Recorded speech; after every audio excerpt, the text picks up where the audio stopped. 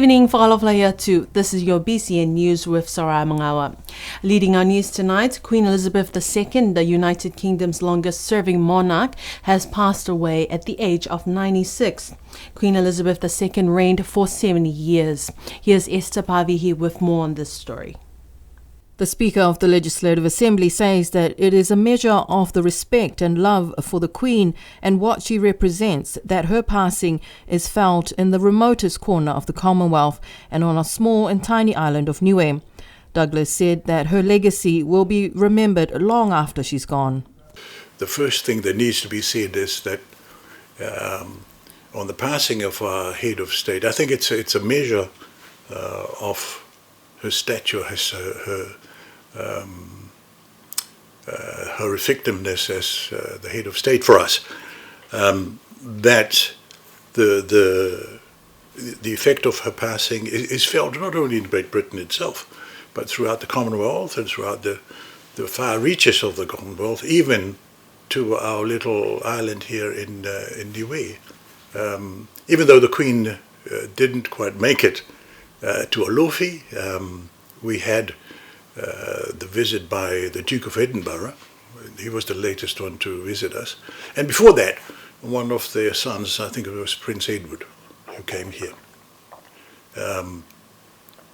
I doubt if we will ever see another monarch to reign as long as Queen Elizabeth did. And her legacy, her commitment to the duty as the monarch, I think, those qualities will continue to reverberate long after she's gone. With her death, the Queen's eldest son, Charles, the former Prince of Wales, will be King Charles III and will lead the United Kingdom and the 14 Commonwealth realms in mourning the passing of Queen Elizabeth II. Today, the government issued a press statement on the passing of the monarch. Premier Dalton Tangilangi, on behalf of the people of Niue, expressed his deepest sadness on the passing of a most extraordinary woman who reigned for over 70 years. He says that her faithfulness to her duties and dedication to her people was the reflection of a most remarkable leader. As far as the Assembly is concerned, the House is due to sit on Wednesday next week. We will preserve the usual protocol of a moment of silence. But the procedural matters, like the proclamation of accession, which is merely a ceremony to say that the Queen had passed and that we have a new sovereign, that will happen in New Zealand. But the other thing is that the other thing we can do, of course, is to open up a book of condolences, which is almost a given, and also to organize a memorial service. But these things will happen, I guess, when the government is ready to announce. All the flags on the island will be flown at half-mast until the day of the funeral, when the world's longest-serving monarch, Queen Elizabeth II, will be laid to rest. The official Niue COVID-19 government website announced yesterday that the island has 5 active cases of COVID-19. Earlier in the week, the island had detected a total of 9 active cases. The Niue still remains on alert level yellow. Here's more on this story. According to the government website yesterday, it stated that there was 1 case currently under investigation.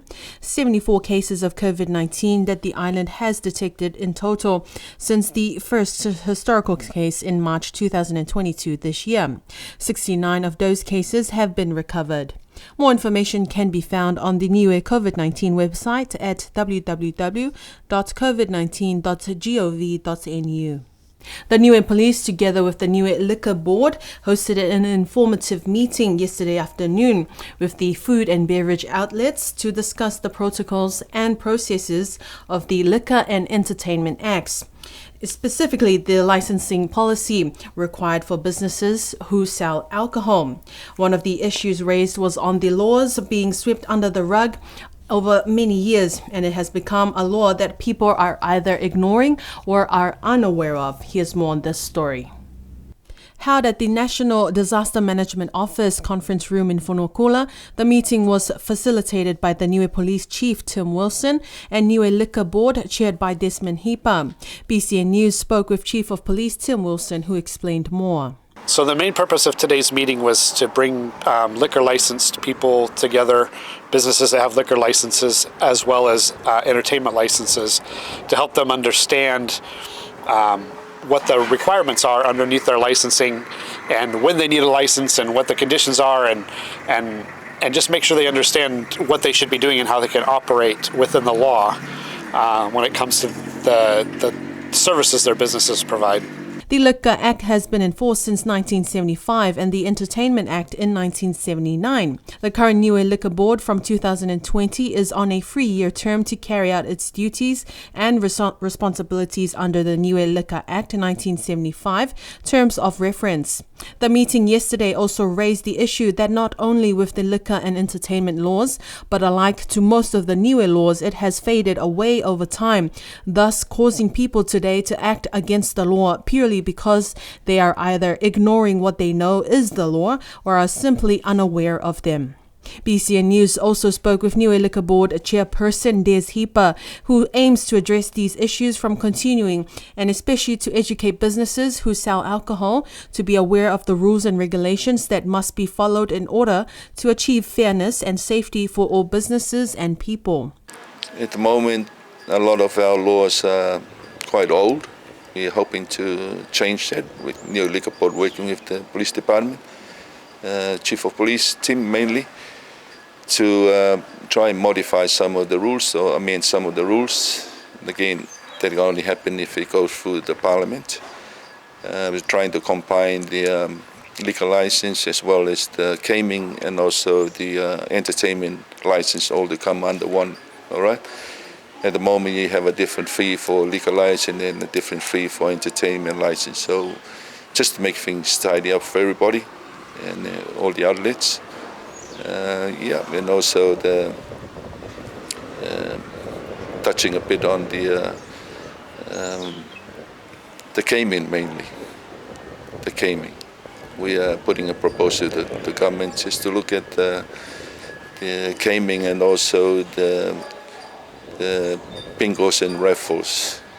We know there is a law to safeguard everyone. There's a law that everyone should abide, but I think we're too flexible at the moment, so we need to tidy those ends up.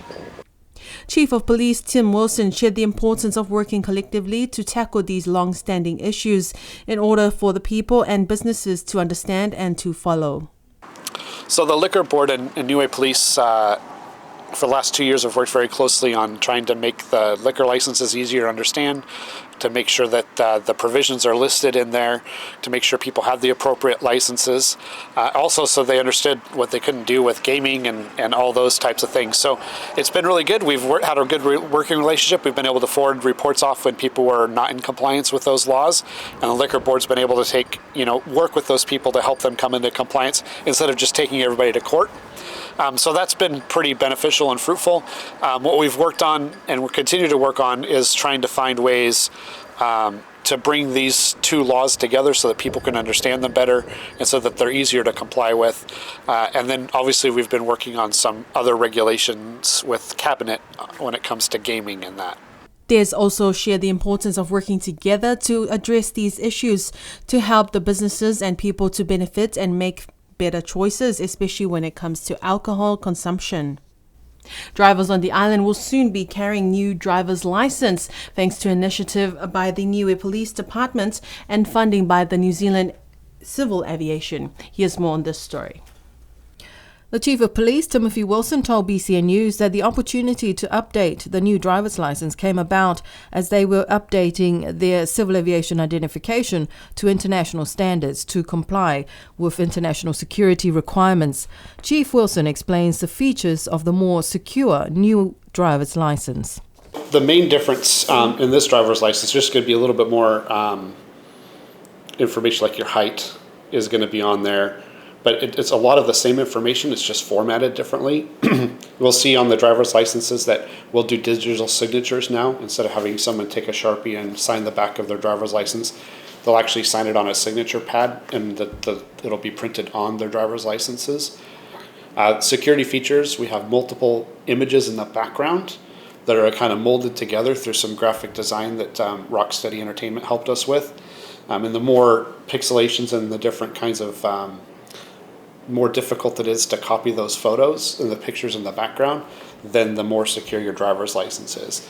And then it also has a faded second photograph on the bottom right of the driver's license, which also is an enhanced security feature. And then it has a lamination over the top of it, which also has some security markings on it as well. So all of those things combined make it much harder for someone to forge or make a false counterfeit driver's license. The current ones we have now are just set up in Publisher, and anybody could go in and take the same photo and make their own driver's license. So this will prevent that from happening. Two key feature changes in the new driver's license is the use of the Wangahau Niue in addition to English, and the addition of the RockSafe QR code. A team will be arriving next week to begin the installation of the equipment and training on the printing of the new licenses. The people from CardQuip will be arriving on the 12th. There's 2 people coming up. We have a whole lot of equipment that needs to be set up. There's a new computer. There's a whole new software system that goes along with it to keep the database of the driver's license and the security cards for the airport. It has a whole big printing system that prints all the security features and all of that on there. So it's going to take a little time to set up, and then there'll be some training on how to work the software and how to do all that kind of stuff. So that's anticipated to take about 2 weeks to set up and to do the training. So we're hoping that we'll start issuing driver's licenses by the end of the month on the new system. The Niue Police expect to start issuing the new driver's license at the end of this month and are encouraging all licensed drivers on the island to update your driver's license, which will be free of charge this time round. One of the key responses in the public consultations as part of the government's review of the immigration law is the need for clarity on the responsibilities of sponsors. A team of experts from the Pacific Immigration Development Community were on the island 2 weeks ago, holding a series of public consultations to review the 10-year-old immigration law. Here's Esther Pavihi with more. 2 weeks ago, a series of public consultations were held with representatives from the village councils as well as government departments and those invited to discuss whether or not the current immigration law is responsive to the needs of the country and those migrants wanting to make Niue their home. This day and age, the landscape of travelling have changed dramatically. And thank you to COVID-19, now everybody have to change most of their immigration policies and immigration legislations in their countries. Niue is the same here in Niue. And also, we can't deny the fact that the current legislation and regulations is being 10 years in the making. So, 10 years being used, and it's a long time now, and there have been changes throughout that we need to consider. Kimray Vaha said that the consultations also provided the opportunity to explain the process of granting of permanent resident status, but some of the key findings from the public consultations was more around sponsorships and their responsibilities. One of the top points of our consultation is about sponsorship. Yeah, they said that the sponsorship have to be cleared. Yeah, and the experts, because in our current law, everything has been put into one sector of the law.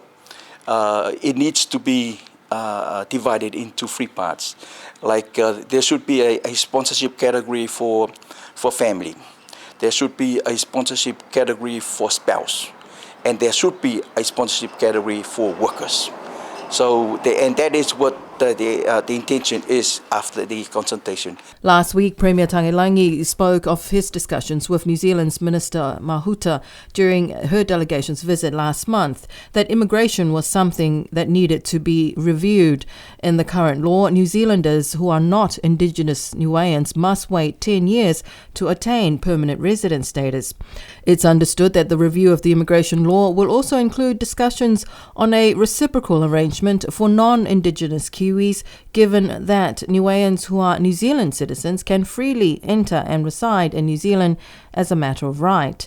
A report of the findings from the public consultations will be submitted to the Minister and the Department of Immigration before progressing to the law drafters and to be debated by the lawmakers in the Whanreke Pule in due course. The yet unresolved issues and concerns of the local businesses over the backlog of air freight has now forced the business leaders to call on the government for action. Air New Zealand, though, say that they were working very hard to try to resolve the backlog of air freight with freight forwarders. Tourism operator Stanley Kaloni, the owner of the largest rental company on the island representing the business community, is calling on the government to arrange with Air New Zealand a special flight to clear all the backlog of dry air freight still stuck in Auckland.